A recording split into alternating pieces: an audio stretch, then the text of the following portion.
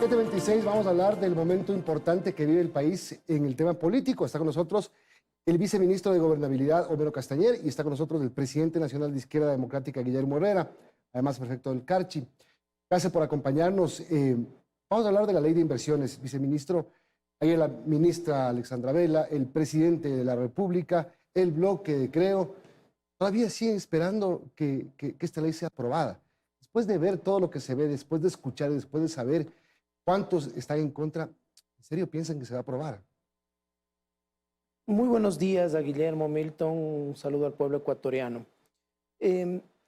Esta ley es una oportunidad para el país, una oportunidad para los ecuatorianos que necesitan un empleo.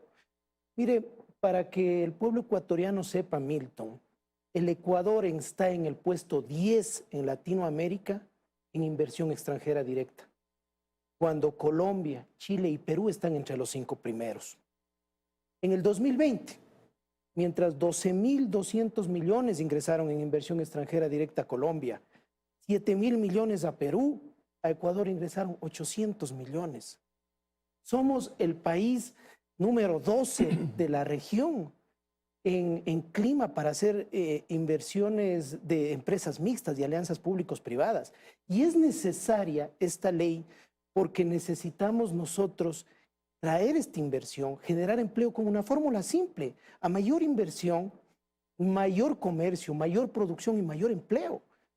No podemos negarnos y confiamos nosotros que esta posibilidad que da la Ley Orgánica de la Función Legislativa de después del segundo debate, recibir los insumos, tramitar lo que se ha debatido en el Pleno de la Asamblea, permita que los asambleístas no le den la espalda al país, que permitan esta modernización que necesita el país, especialmente para traer inversión. Después de oír todo esto, señor prefecto, ¿por qué ustedes le dicen que no a esta ley? Después de estos beneficios, de estas intenciones, ¿qué parte no le creen? Muy buenos días, un saludo a Homero, Milton. Mire, como Izquierda Democrática nuevamente hemos demostrado la seriedad de nuestra organización. Hemos establecido un programa de alternativas. A veces dicen sí, a veces dicen no y a veces todo lo contrario. Es que ese es el juego democrático. No podemos tener una línea apegada al gobierno ni tampoco de oposición a ultranza. Independencia crítica con el gobierno, esto significa analizar los cuerpos legales. ¿Por qué hemos dicho que no? Porque tal como ha dicho el señor viceministro y coincidimos, el Ecuador necesita un marco legal que le permita atraer inversiones en condiciones beneficiosas, primero para la sociedad ecuatoriana, luego para el fisco, porque esta ley va a tener un impacto de aquí a los 40 próximos años. Atraer inversiones significa una manera de financiar el presupuesto del Estado para inversión en sectores estratégicos y en otros sectores. ¿A qué costo? Nos preguntamos nosotros. Una de las principales observaciones que hemos realizado es que los costos tributarios son excesivos. Para que la ciudadanía nos pueda entender, cuando nosotros como país accedemos a un monto de crédito en la banca de desarrollo, los niveles o las tasas de interés irán del 2 al 4% en términos normales. Con esta ley de atracción de inversiones, primero se le paga ese costo al sector privado, que está muy bien. Se le paga una utilidad que está muy bien, pero esta ley plantea eximirle hasta 40 años del pago del impuesto a la renta. Esos son costos financieros para los próximos 40 años y le exime también del pago del impuesto al valor agregado. No tenemos ningún articulado que condicione estas exenciones tributarias, por ejemplo, a la generación de empleo. ¿Qué proponemos nosotros? Que se haga una motivación de 5 años de exenciones tributarias, el 50% de impuesto a la renta, ¿atado a qué?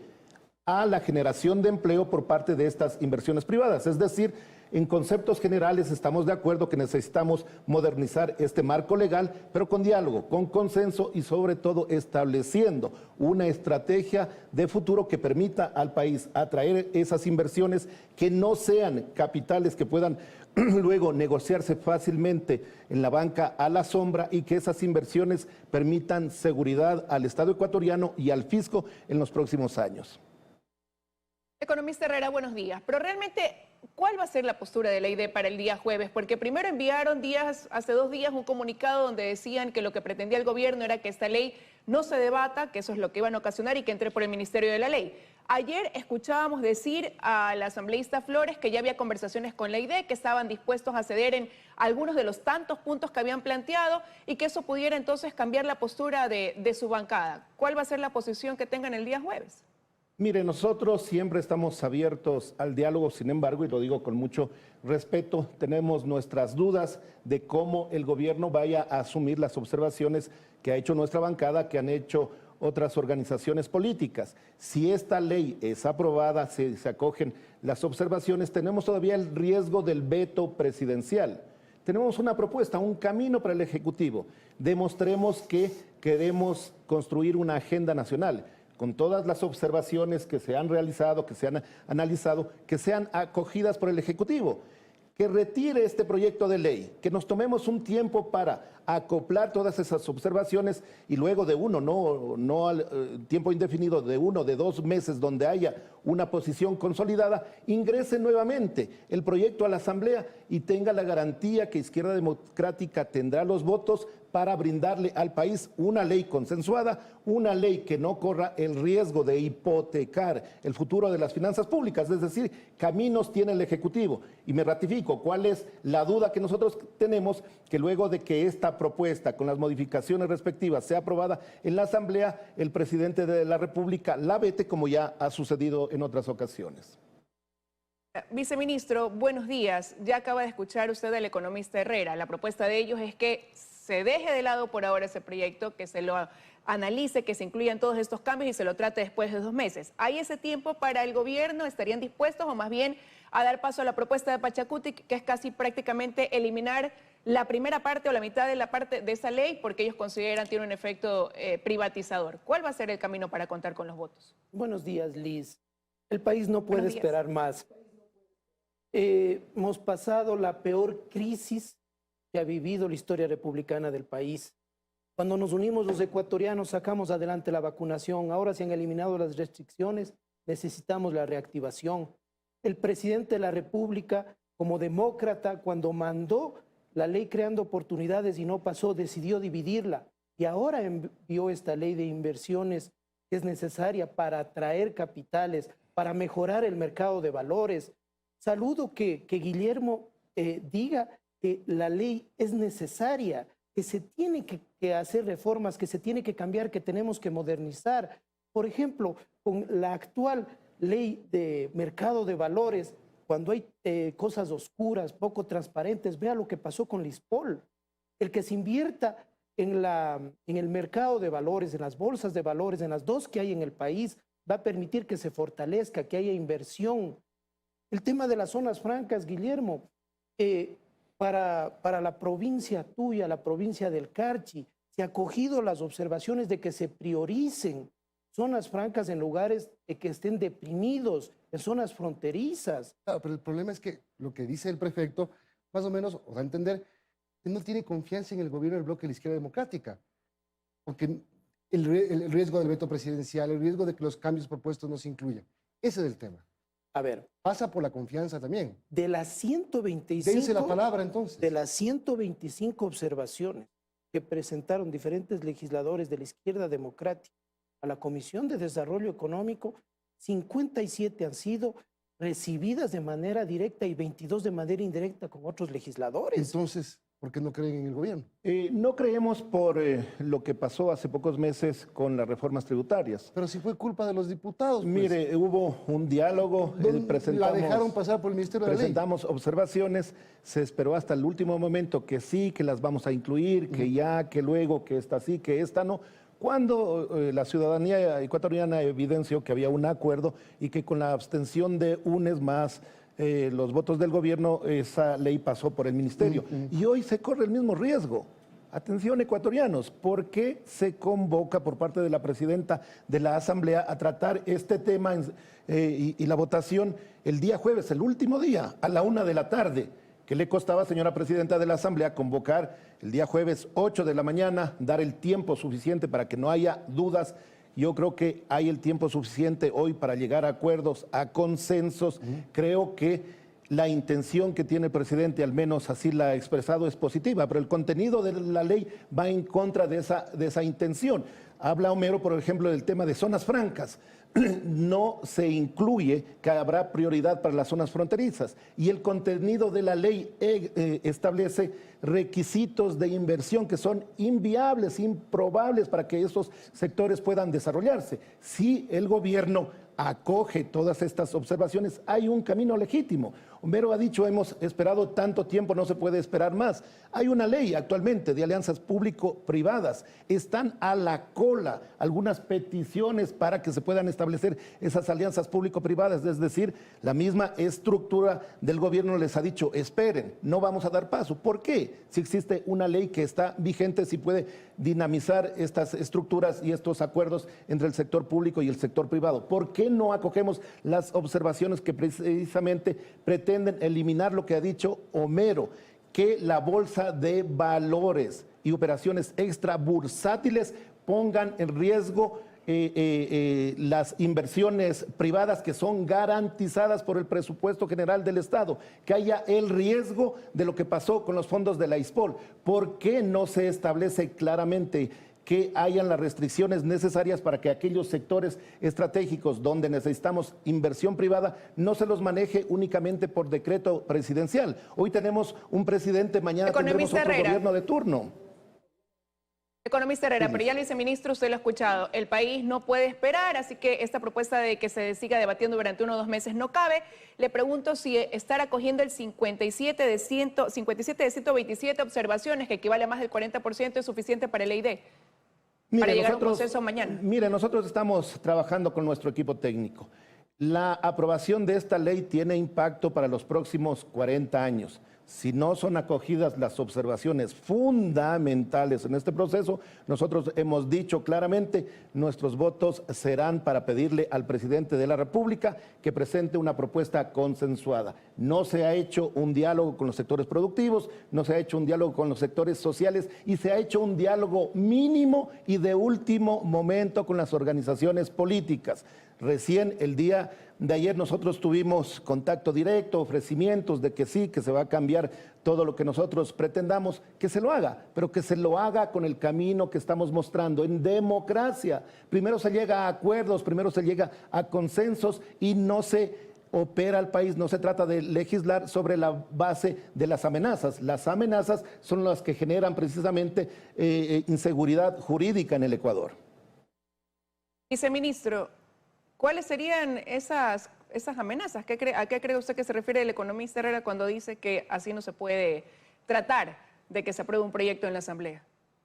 Miren, en la construcción de una ley, en este caso de las leyes económicas urgentes que envía el presidente de la República, la Asamblea tiene la obligación de tratarlas y tiene la obligación de mejorarlas, de presentar observaciones. Los asambleístas son representantes del pueblo ecuatoriano de diferentes regiones, de diferentes provincias.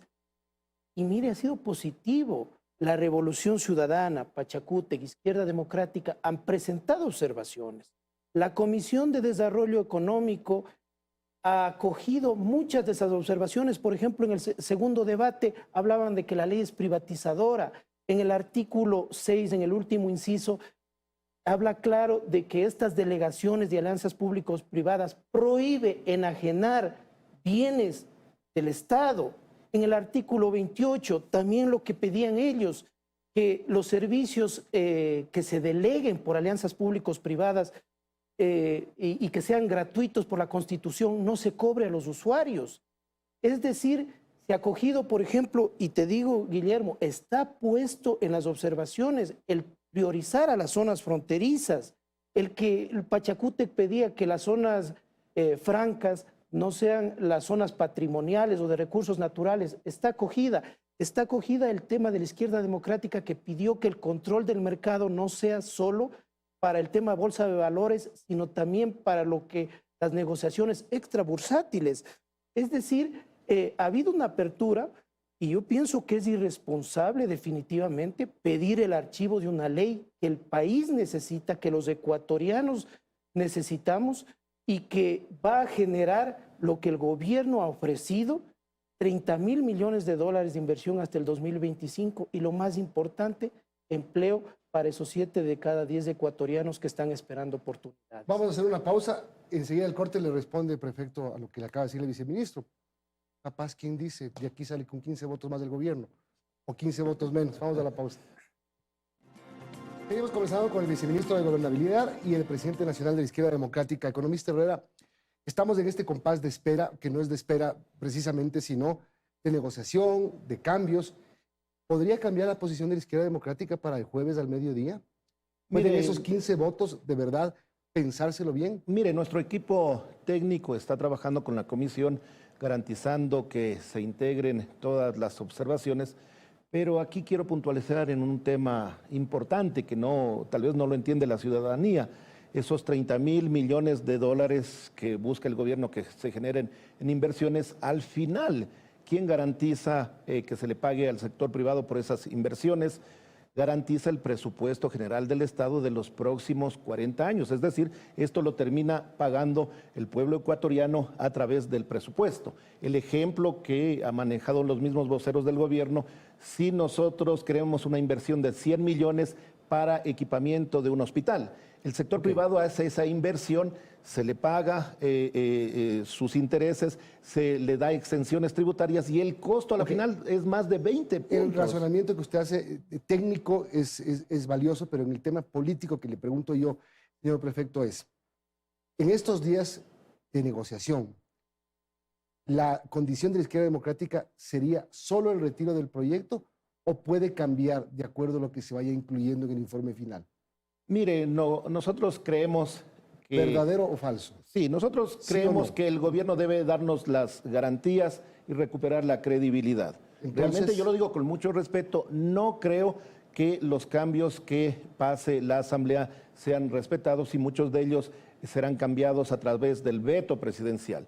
Curémonos en sano, que el gobierno incluya todas estas observaciones. Para eso son estos 2 días, para incluir lo que a lo mejor... Sí, pero el gobierno al final lo va a vetar. Ya hemos visto lo que ha pasado en otras leyes. ¿Usted es adivino? Mire lo que ha pasado en el tema que tanto le costó a la Asamblea en la aprobación de la ley de interrupción del embarazo por violación. El gobierno hace pocos días acaba de vetar, tirando al traste, todo ese gran esfuerzo que hizo la Asamblea. Lo mismo puede pasar con este cuerpo legal. No hay confianza. No hay confianza.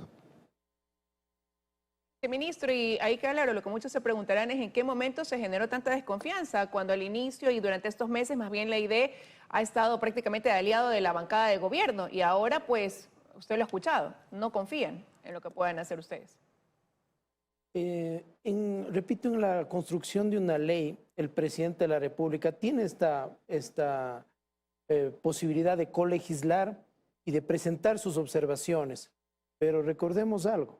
Eso regresa a la Asamblea y la Asamblea puede allanarse o puede ratificarse en su posición inicial.